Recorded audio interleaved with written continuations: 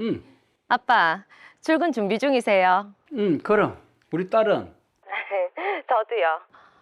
아빠 이제 연세도 있으신데 그 국밥집은 이제 정리하시면 안 돼요. 아이고, 두 다리 튼튼하고 아픈 데 없는데 뭐하러? 혼자 저 키우느라 고생도 많이 하셨는데 이제 호강이라도 좀 하셔야죠. 네가 우리나라에서 제일 유명한 회사에서 무탈하게 일하는 것만 해도 이 아빠는 호강이다. 우리 아빠 고집을 누가 꺾노? 네, 알겠어요.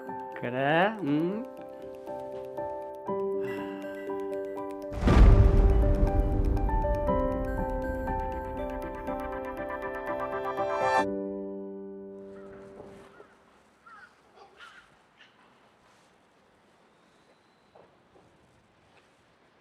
아, 여기가 어디고? 내가 어디 가는 중이었지? 국밥집. 어? 어? 어? 내 장사하던 게 다 어디 갔지? 내 국밥 솥이랑 이거 다 어디 갔노? 내가 여기 왜 있지? 여기는 내가 30년 전에 장사하던 곳인데. 가게 가던 길이었지.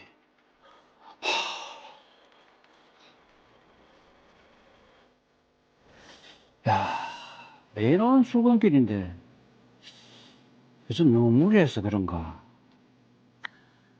우리 딸 말대로 일을 좀 줄이든지 해야 되겠다.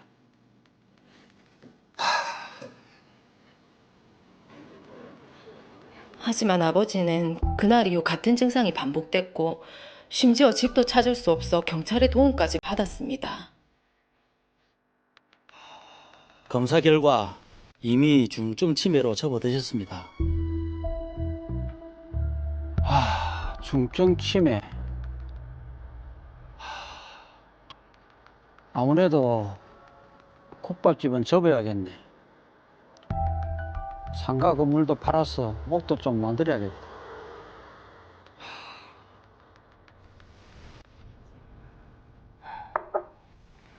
가게도 정리했으니까 아빠 서울로 같이 갑시다.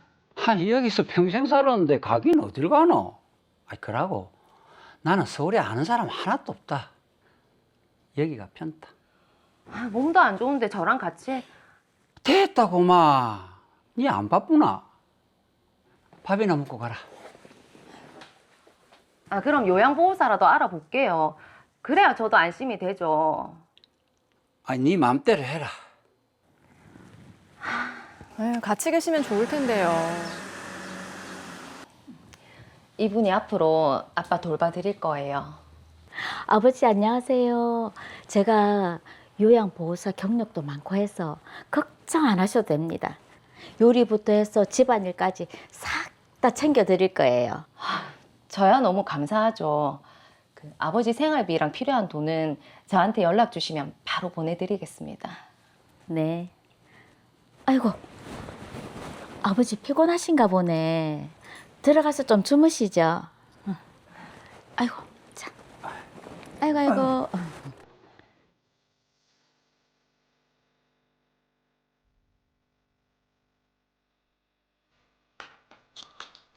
아버지, 여기야. 청미가. 제가 연락 드려볼게요. 좀 쉬고 계세요.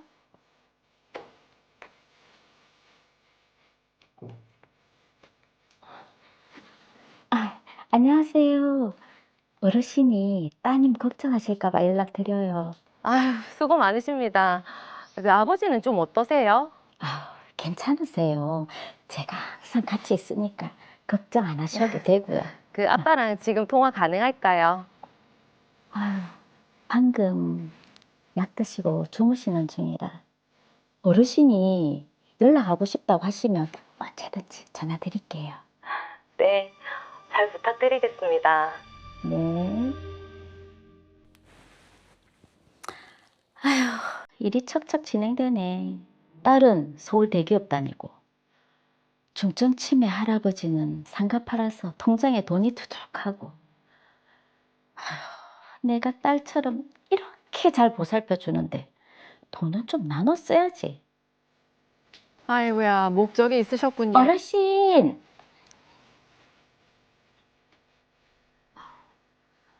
따님이 너무 바빠서 제 전화를 안 받으시네요. 몇 번이나 걸어봤는데도. 정미가 이제 어르신 곁에는 저밖에 없나 봐요. 아, 이번 달 생활비가 필요한데 어르신 통장에서 제가 인출해도 되겠죠? 그래요.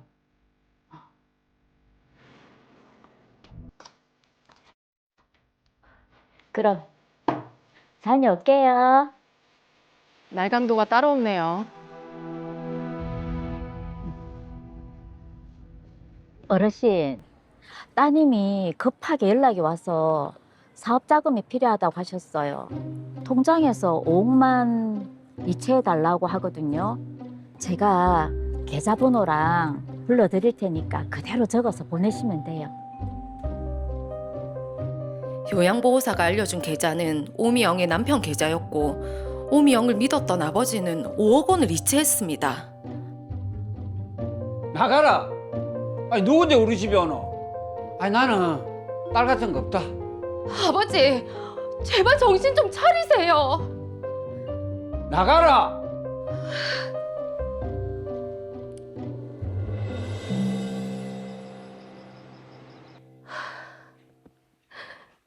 내가 아버지한테 너무 무심했네. 이참에 서울로 모시고 가서 같이 사는 게 낫겠다. 아, 집부터 알아봐야지. 어디 보자. 아버지 통장이 여기 있네. 뭐지? 아니, 이렇게 큰 돈이 계속 이체가 됐네. 5억? 최준호가 누구지?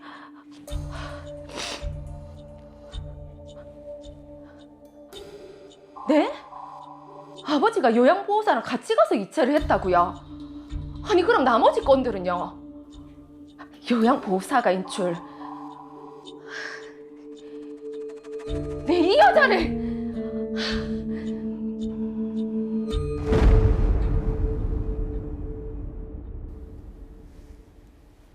네, 중증 치매를 앓고 계신 아버지가 지금 요양보호사에게 큰 사기를 당했습니다. 아, 이러면 어떡합니까? 조만간 저한테도 일어날 일인 것 같아가지고 굉장히 먹먹하고 가슴이 좀 답답하네요. 건강하게 장수하셔야죠. 다시 삼키세요, 그 말씀을. 20년 금방 갑니다. 자, 아마 많은 이제 시청자분들께서도 이 사건 보시면서 치매 때문에 이런 일이 발생한다고라고 생각하실 것 같은데요. 함호진 변호사님, 이 사건 어떻게 보셨습니까? 네, 참 안타까운 사건입니다.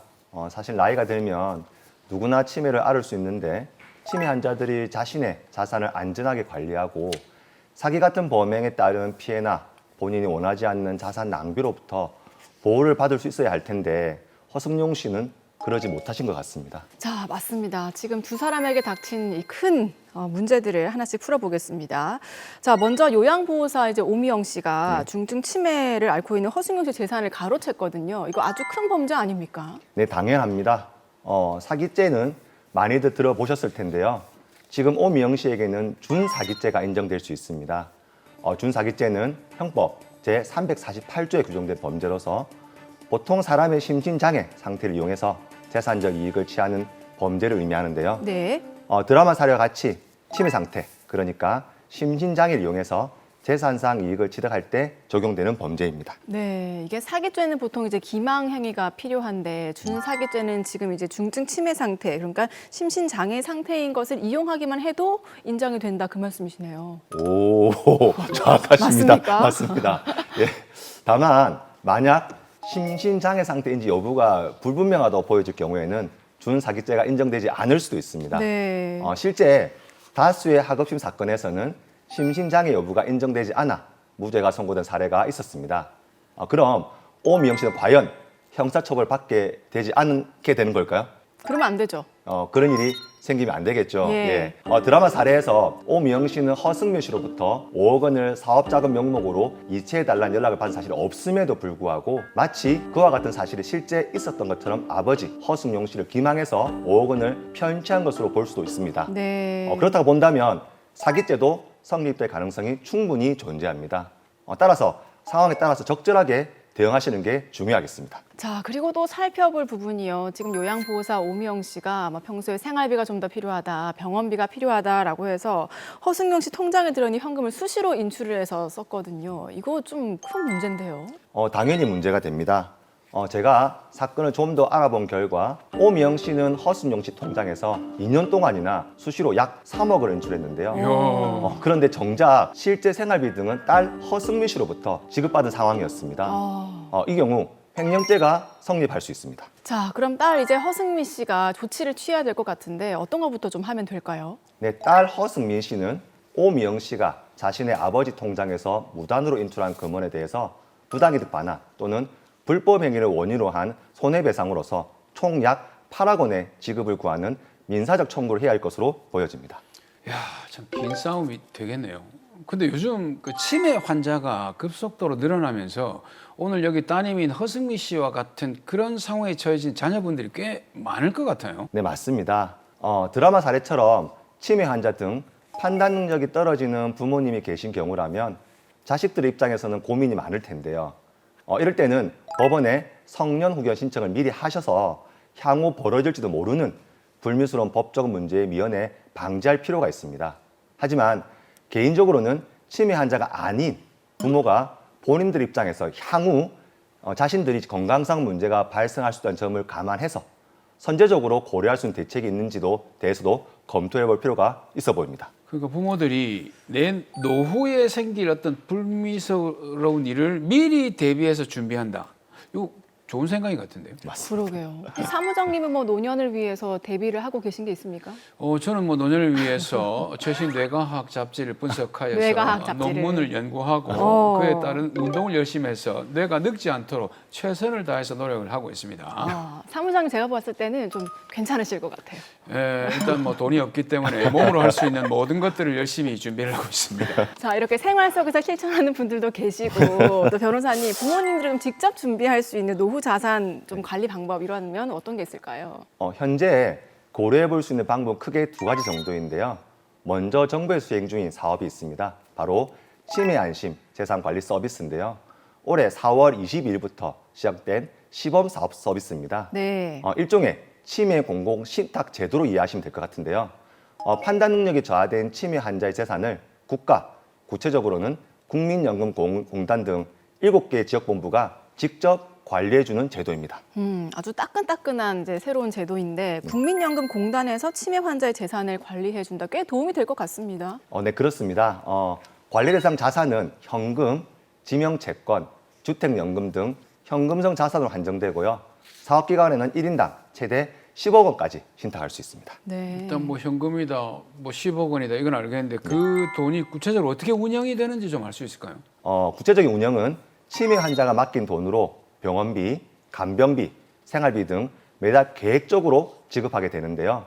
원칙적으로 65세 이상 치매 환자나 경도인지장애 진단자, 그리고 경제적 학대 위험이 있는 기초연금 수급자, 그리고 65세 미만자라고 하더라도 조기 발견 치매 환자는 일정한 수수료만 부담하고 해당 서비스 지원을 받을 수 있습니다. 네. 상담을 통해서 본인의 상황에 맞게 재정 지원 계획을 세우고 이를 토대로 국민연금공단과 신탁 계약을 체결하는 구조입니다. 자세한 부분은 국민연금공단 지사에 방문해서 신청하시거나 요양시설 및 치매안심센터 등 치매 유관기관에 의뢰하시면 됩니다. 네, 치매 공공 신탁 제도 알아두시면 도움이 될 것 같고, 자, 지금 치매에 대비해서 부모들이 직접 좀 준비할 수 있는 자산 관리법 알아보고 있는데 또 한 가지 방법은 어떤 건가요? 네, 요즘은 어르신들께서 남은 재산을 자녀들에게 어떻게 잘 나누어 줄까를 고민하는 경우가 많은데요. 상속 문제를 두고 자녀들끼리 갈등의 경우가 적지 않기 때문입니다. 네. 만약 하늘에서 부모가 형제 자매들 간의 분쟁을 지켜본다면 정말 땅을 치고 통곡을 하겠죠. 땅을 치고 통곡을 하는 게 아니라 당장 뛰어내려와서 요놈의 자식 하면서 호통을 칠 것 같습니다. 네, 저도 그렇게 생각합니다. 부모들이 치매 등 인지 능력이 저하될 가능성이 있는 점을 감안하고 부모 사망 후에 혹시라도 벌어질 수 있는 상속 재산에 대한 분쟁을 미연에 방지하는 것은 물론이고요. 부모 또한 살아 생전에 자신들이 보유한 재산으로 평온한 삶을 영위할 수 있는 방법이 있는데요. 바로 상속 신탁제라는 제도입니다. 네, 상속 신탁제 사실 몇 번 들어보긴 했는데 들을 때마다 참 새롭거든요. 이게 어떤 제도인가요? 상속 신탁제는 금융사의 재산을 맡긴 뒤에 발생하는 수익과 원금을 언제부터 누구에게 줄지를 미리 정해두는 제도라고 보시면 되는데요. 피상속인인 부모는 금융사에 자산을 맡기고 살아계실 때 피상속인 직접 운용 수익을 받아서 이를 생계비 등으로 활용하는 것이 가능합니다. 그리고 사망한 이후에는 계약한 대로 자산을 상속 혹은 배분하도록 설정이 가능하기 때문에 가족 간의 분쟁을 미연에 방지할 수 있습니다. 네, 상속 신탁제까지 저희가 한번 살펴봤습니다. 자, 마지막으로 아주 지금 마음이 속상하실 것 같아요. 딸 허승미 씨에게 한마디 남겨주시죠. 꾸준한 건강관리 및 의료기술의 발달로 평균 수명이 계속해서 늘어나고 있는 상황 하에서 어르신들이 평생 동안 값지게 일군 자산이 어르신들의 의사와 무관하게 범죄에 이용되거나 소비되는 일은 반드시 막아야 하고 앞서 제가 조언해드린 조치를 미리 해둔다면 얼마든지 예방이 가능합니다. 사건이 이미 벌어지고 나서 그 이후에 예방 조치를 취하더라도 원하던 목적을 달성하기 어려워 사후 약방문에 거치고 있다는 사실을 반드시 유념하시고 사후 대응보다는 예방에 초점을 두시라고 사전에 대비하시라고 권해드립니다.